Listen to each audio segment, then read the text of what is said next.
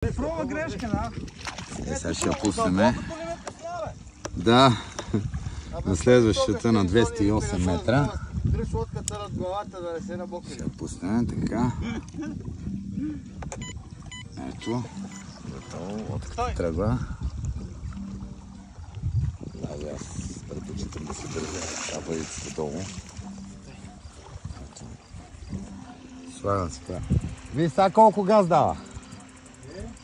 Вие сега с каква скорост вкарва?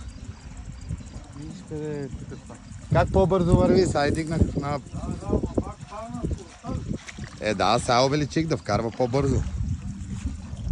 Ето 156, 154, 150.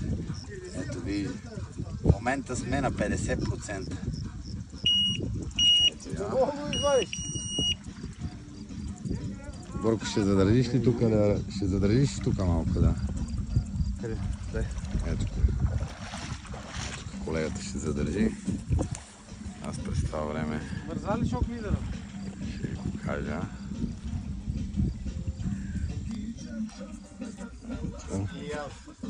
В момента сме на 90 метра от дистанцията.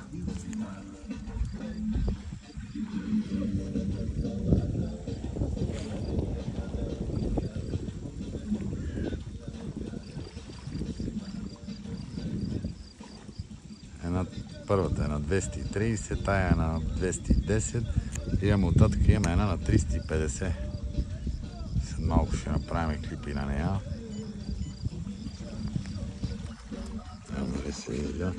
Ето остават 30-29 метра. Така, тук вижте какво е. За съжаление, колегите са стали преди нас. Невероятно много буклук.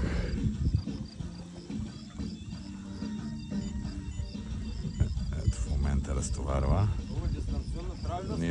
Ние ще се погрижиме този буклук след нас да го няма, след като нанесеме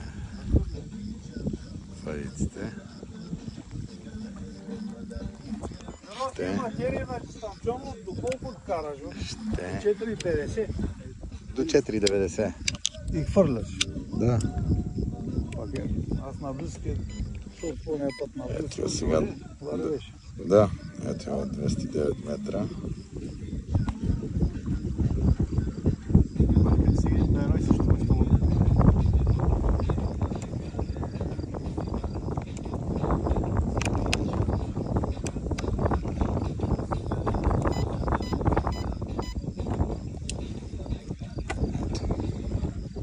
Стига нещо много хора сме и като обърнем. Ето сега, тръгва. Не, без искаме, като върнеш копчето е това и докато е на GPS, спира. Сега ако искам лодката да спре, бутам копчето напред и спира. Ето 160 метра. Ето ли ще оставяме.